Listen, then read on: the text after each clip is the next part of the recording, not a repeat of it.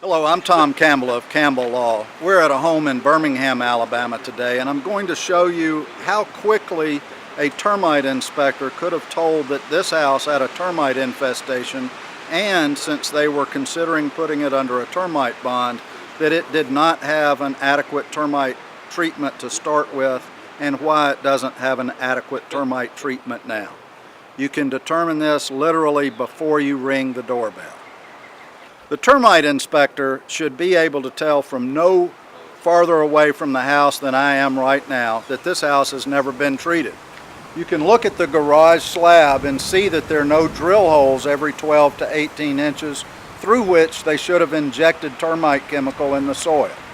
What you can see here is that there are no drill holes through this slab next to the foundation. Those need to be drilled every 12 to 18 inches depending on the chemical, and then they need to use a rod to inject termite chemical in the ground under pressure. The other problem they know is that this is a dirt-filled planter box, and what this has done is it's raised the dirt outside the house above the wood in this structural wall that supports the roof of this house.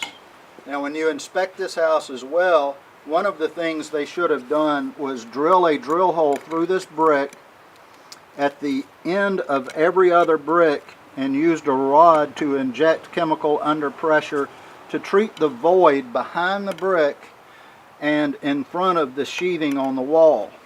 What they also should have done here is to dig a trench 6 inches wide and 6 inches deep and flooded that valley with termite chemical and saturated the soil as it was placed back up against the foundation.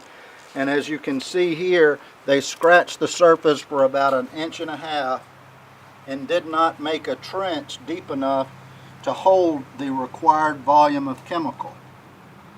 The problem with that is if you don't have sufficient chemical in the soil, you don't have enough of the chemical there to create a termite barrier.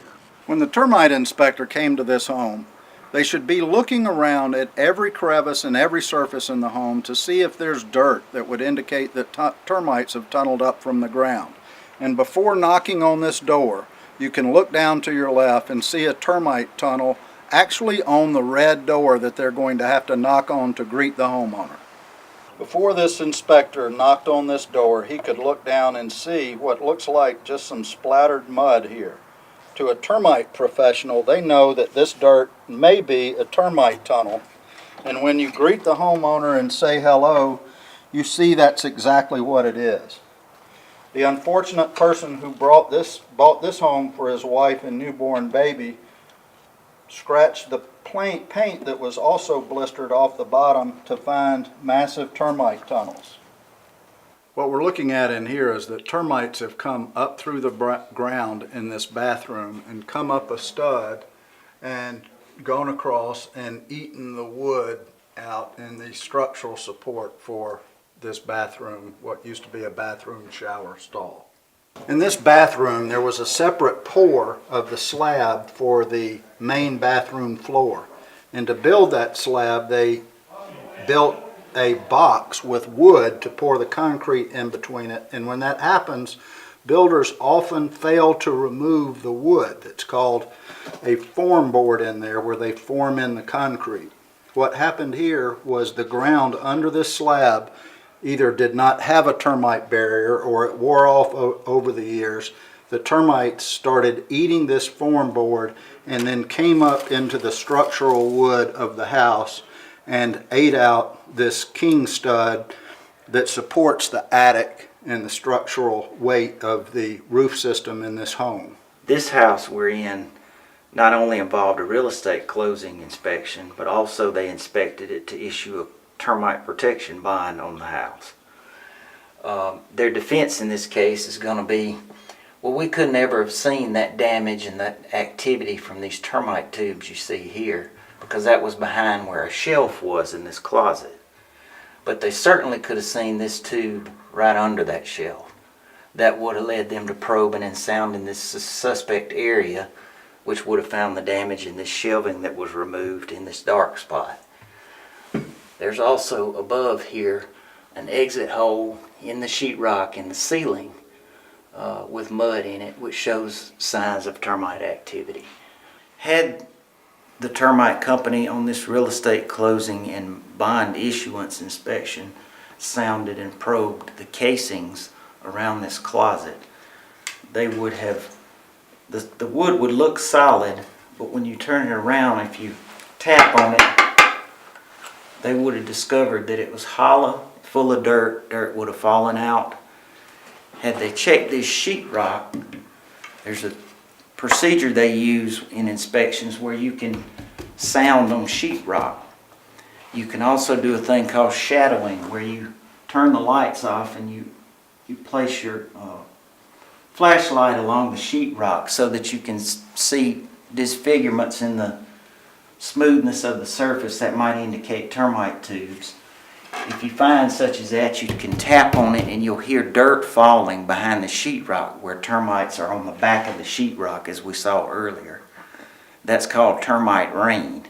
Sometimes you can hear that noise. So there are ways to look for hidden damage in a termite inspection.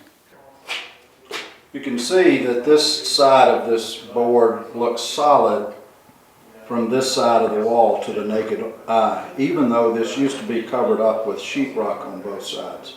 When you look at this same wall from the other side with the sheetrock removed, you can see that the termites have hollowed out the wood and made termite tunnels all over it. Sometimes a termite company will tell you they can't inspect your attic because you have insulation on uncovered ceiling joists. That's not accurate. Where there's a will, there's a way. These are called crawl boards, and you put a handle on it and you put it on the ceiling joists and you put one after another. You can go anywhere in the attic you need to go to inspect safely.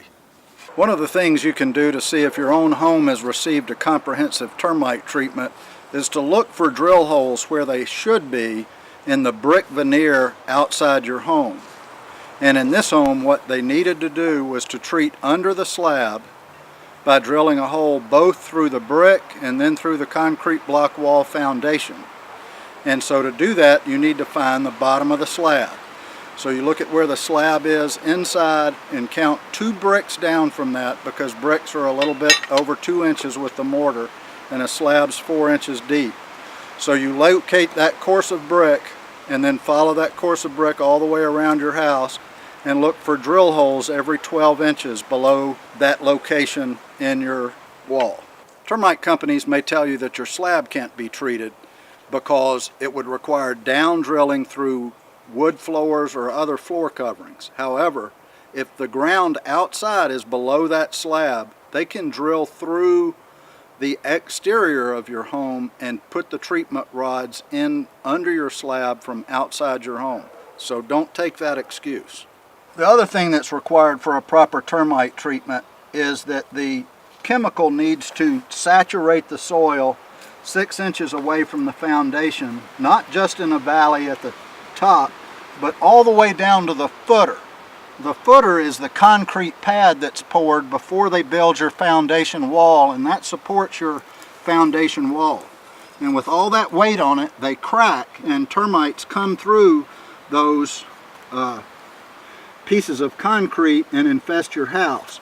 So what we've done here is we've dug down to demonstrate that this footer is about 18 inches below the former exterior grade of the soil. What the termite company did here was they just scratched the surface of the soil to pretend that they were digging a trench.